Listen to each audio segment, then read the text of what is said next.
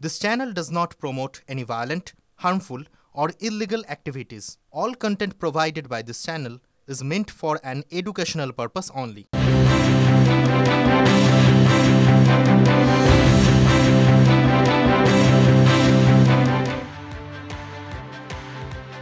এই মুহূর্তে আরো একটা গুরুত্বপূর্ণ মন্তব্য দিয়ে শুরু করছি আমাদের এই বুলেটিন। 26-এ তৃণমূল ফের ক্ষমতায় এলে হিন্দু বিতরণ সম্পূর্ণ হবে। বর্ধমানের সভা থেকে এই বিস্ফোরক দাবি করছেন কে? দাবি করছেন বিরোধী দলনেতা শুভেন্দু অধিকারী। বৃহত্তর সনাতনী ঐক্য গড়ে তোলার ডাক দিয়েছেন বিরোধী দলনেতা।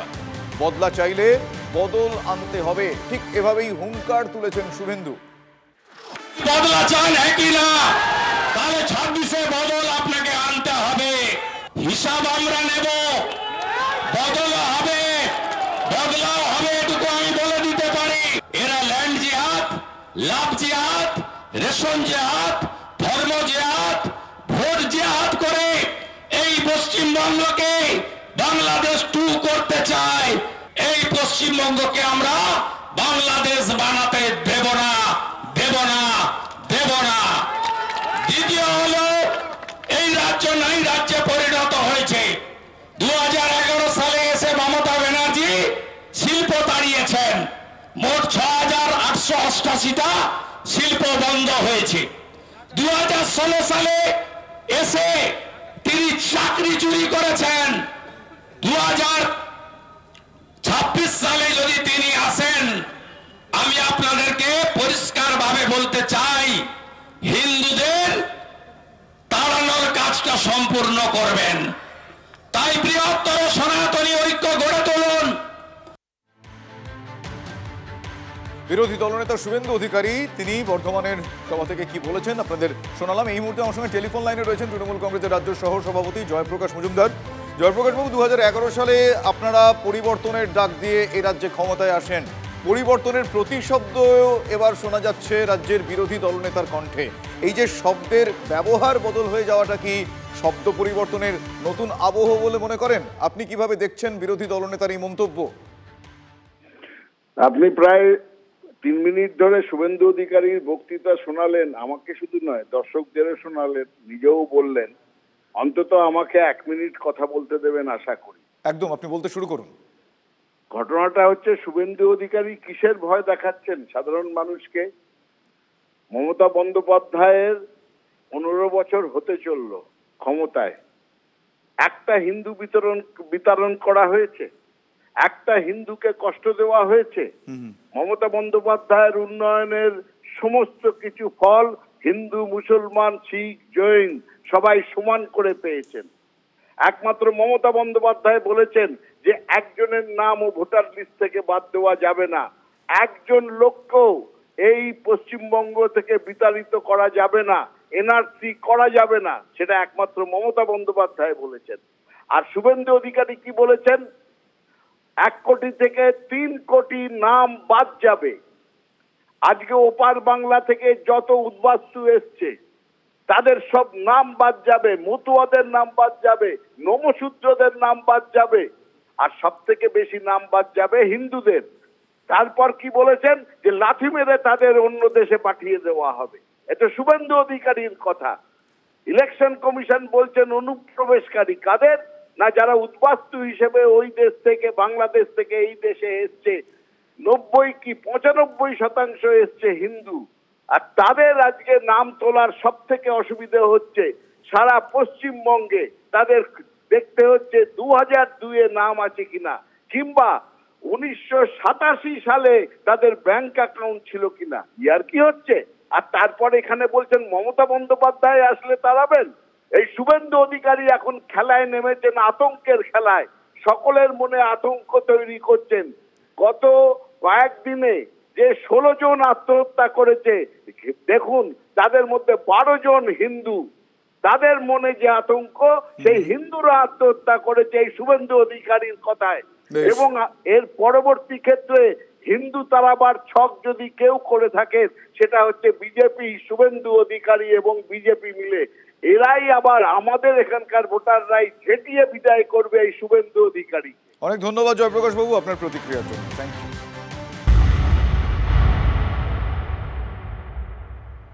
এসআইআর আবহে ফের একটা ডেরার খোঁজ পাওয়া গেছে, বাংলাদেশিদের ডেরা।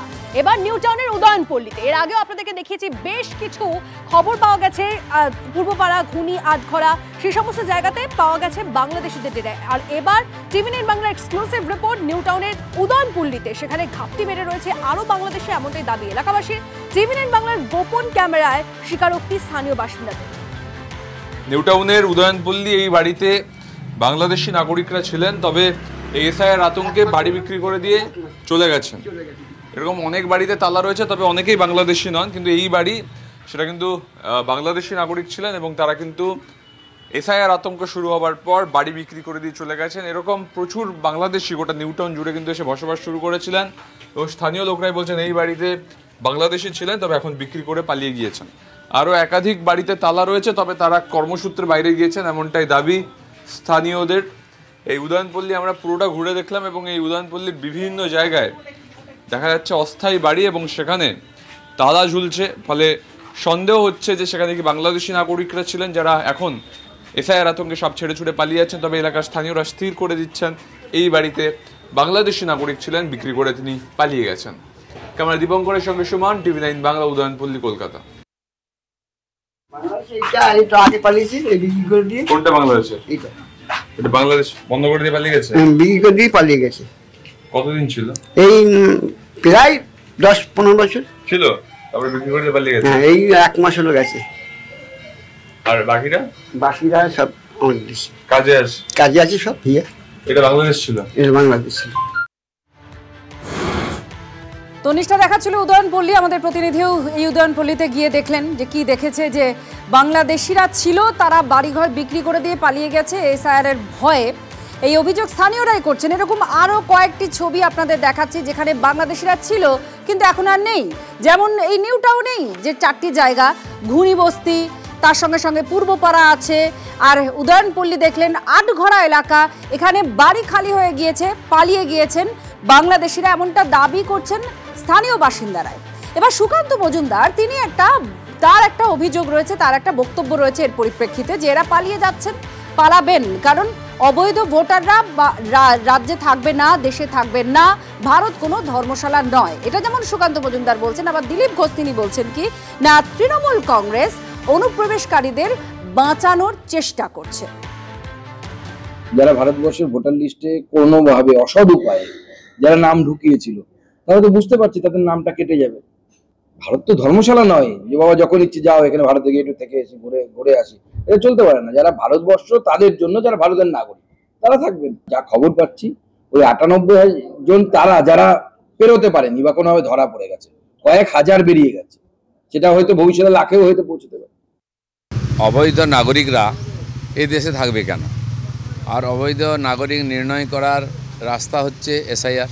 তারা যেন ভোটার লিস্টে ঢুকতে না পারে, তোর সুবিধা না পেতে পারে। এখন টিএমসির লোকেরা চেঁচামেচি করে এটা বোঝাবার চেষ্টা করছে যে আমরা তোমাদেরকে বাঁচিয়ে নেবো, কেউ কিছু করতে পারবে না, কিন্তু ওরা ভরসা করতে পারছে না। আর যেভাবে কড়াকড়িভাবে শুরু হয়েছে, আর এটা যত বেশি হয়, যত তাড়াতাড়ি হয়, তত ভালো হবে দেশের জন্য।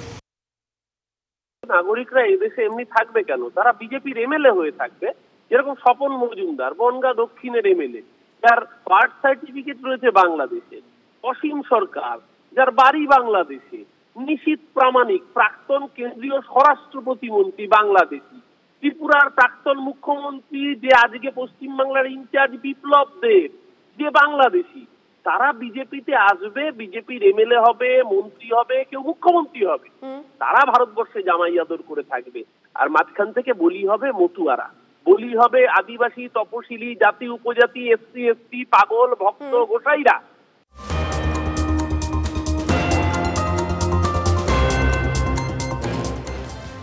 অন্যদিকে মালদার সীমান্ত লাগোয়া যে উদ্বাস্তু গ্রাম, সেই গ্রামের যারা বাসিন্দা তাদের মধ্যে এই মুহূর্তে এসআইআর নিয়ে উদ্বেগ। তার কারণ 2002-এর যে ভোটার লিস্ট, সেই ভোটার লিস্টে তাদের নাম নেই। 71 সালে চলে আসার পর, ভারতে আসার পরেও এখনো পর্যন্ত তাদের ভোটার কার্ড তৈরি হয়নি। বহু বছর আগে আসা আরও অনেকেরই ভোটার কার্ড তৈরি হয়নি। ফলে এই মুহূর্তে এসআইআর আবহে মুচিয়া বলে যে গ্রাম, উদ্বাস্তু গ্রাম মালদার সীমান্ত লাগোয়া, সেখানে চরম উৎকণ্ঠায় ভুগছেন সেখানকার মানুষজন। সমস্যা মানে দিতে অন্তত 20 বছর অ্যাপ্লাই করছি, খালি হয় না। এক পার্টি উঠে গেছে আর এক পার্টি কাটিয়ে দেয়। পাটাপাটিগত দেশ না। ৭১ আইছিলাম গন্ডগোলের বছর, তারপরে করলে যাওয়া লাগবে 2-3 বছর ছিলাম বাড়ি, না এখনো নাম উঠে। সমস্যা এই যে স্যার করছে, আমাদের চিন্তার মুখে পড়েছি যে আমি তো ছোটবেলা থেকে এখানে ছোট ছিলাম, এখানে এসে প্রাইমারি হাই স্কুল সব পাস করেছি। এবার আমার ভোট হয়েছে 2005-এ, 2025-এ আছে, কিন্তু এখন ভবিষ্যতে এখন এসআর করতে গিয়ে কাটা পড়বে কিনা বহু চিন্তার মুখে আছি। এখানে যেহেতু প্রত্যন্ত এলাকা এবং বাংলাদেশ বর্ডার লাগোয়া, এখানে বেশ কিছু লোক এসছে ওপর থেকে, কিন্তু অনেকে বহুকালে আগে এসছে, আর অনেকে কিছু কিছু আছে তাদের এখনো নাম নেই, পরে এসছে তাদের নাম কারণ নাই। এমনকি কোনো বাড়ি আছে স্যার তাদের ছেলের নাম আছে, বাবার নাম নেই, এমন বাড়িও আছে। কিন্তু ওরা এখন খুব হীনমন্দায় ভুগছে, কি হবে ওদের, কি হবে। আমি জানি না ওদের কাজ। আমি ফর্ম দেওয়ার কথা, আমি ফর্ম দিচ্ছি, ফর্ম জমা নেওয়ার দায়িত্ব আমার, ফর্ম দায়িত্ব আমি হিসাবে জমা নেবো আমি। আর ঠিক এই অবস্থায় এই শরণার্থীদের ভোটার হিসেবে নাম তোলার আর্জি তৃণমূলও জানাচ্ছে, বিজেপিও জানিয়েছে।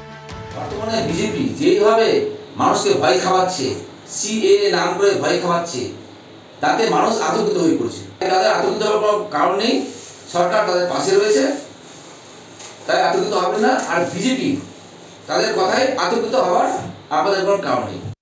যে সমস্ত বাংলাদেশ থেকে যারা এসছেন, বহু ভোটার আছেন যারা হিন্দু ধর্মের কারণে বিতাড়িত হয়ে তারা সেখানে থাকতে না পেরে আমাদের এই ভারত ভূমিতে পশ্চিমবাংলায় তারা আশ্রয় নিয়েছেন। তারা আমাদের হিন্দু ভাই, কোনো হিন্দু ভোটার লিস্ট থেকে নাম বাদ যাবে না। তার জন্য আমাদের কেন্দ্রীয় সরকার, বিজেপি সরকার, মোদী সরকার সিএএ চালু করেছে।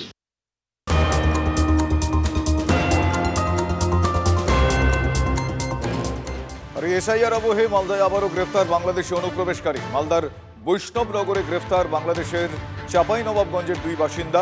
ধৃতদের নাম তাজেল হোসেন এবং মোহাম্মদ মমিন। সীমান্তে সন্দেহজনকভাবে ঘোরাঘুরি করার সময় তাদেরকে পাকড়াও করা হয়।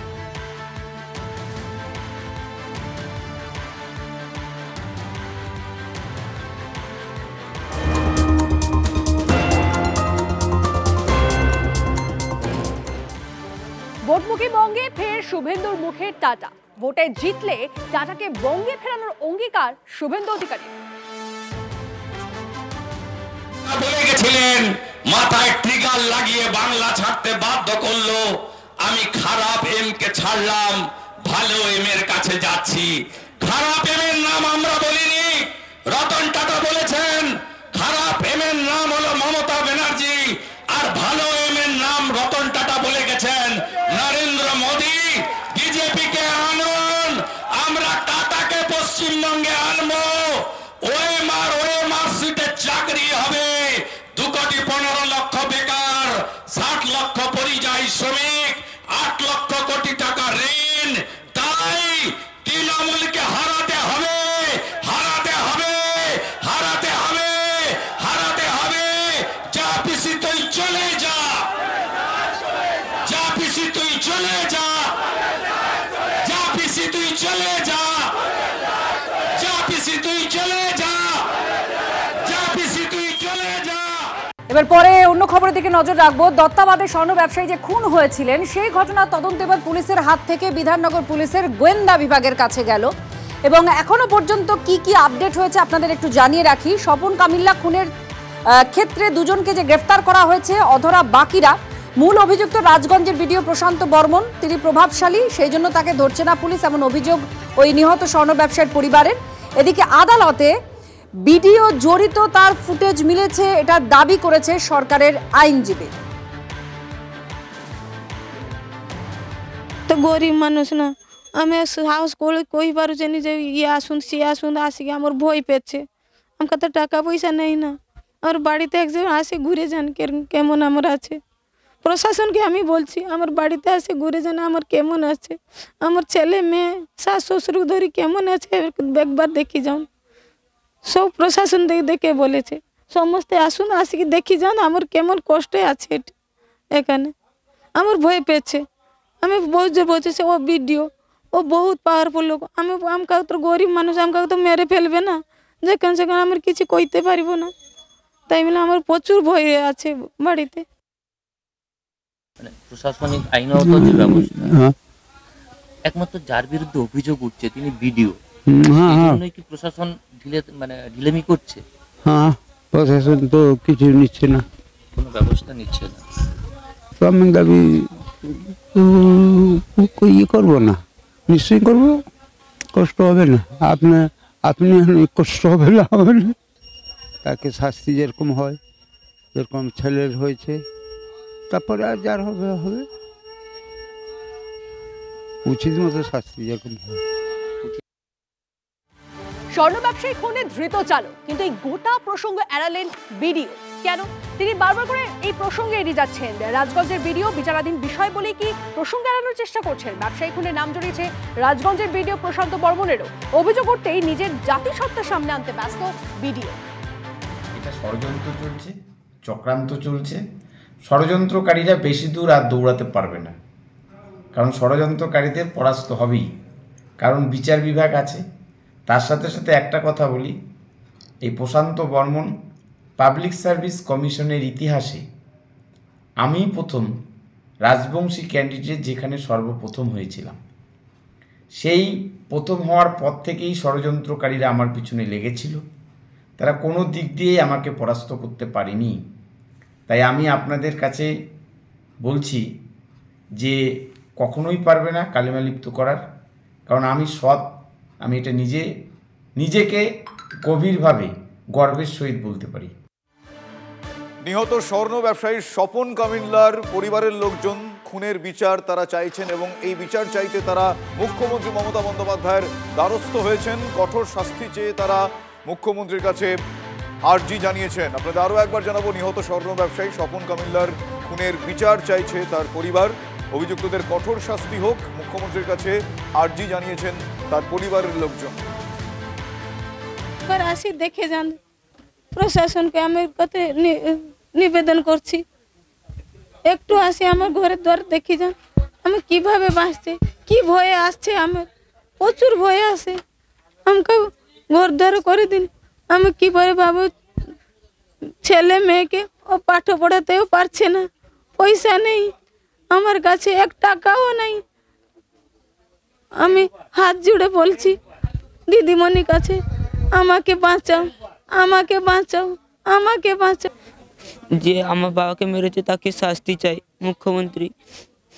সে এখন এত প্রভাবশালী যে আমাদের গরিব বলে কেউ ইয়ে দিচ্ছে না, শাস্তি এদেরকে কেউ দিচ্ছে না। রাজগঞ্জের বিডিও প্রশান্ত বর্মনের বিরুদ্ধে এবার বিস্ফোরক অভিযোগ করলেন কেন্দ্রীয় শিক্ষা প্রতিমন্ত্রী সুকান্ত মজুমদার। বিডিও প্রশান্ত বর্মনের বিরুদ্ধে হিসাব বহির্ভূত সম্পত্তির অভিযোগ করেছেন তিনি। বিডিওর মাথায় প্রভাবশালীর হাত রয়েছে বলেও অভিযোগ করেছেন সুকান্ত মজুমদার। যেখানে একজন ব্যবসায়ীকে, স্বর্ণ ব্যবসায়ীকে অপহরণ এবং তারপরে তার খুন, এই মামলায় তার নাম জড়িয়েছে এবং তাকে দেখা যাচ্ছে সেই বাড়ি থেকে বেরোতে, পুরো ভিডিও সিসিটিভির ফুটেজ আছে এবং সেখানে তাকে দেখা যাচ্ছে। এরপরেও তাকে ক্লোজ করা হয়। এই ভিডিও এখনো পর্যন্ত তার পদে বহাল হয়েছে, তার একটাই কারণ, এনার মুখ্যমন্ত্রী মাননীয় মমতা বন্দ্যোপাধ্যায় এবং অভিষেক বন্দ্যোপাধ্যায়ের সাথে অত্যন্ত ঘনিষ্ঠ সম্পর্ক।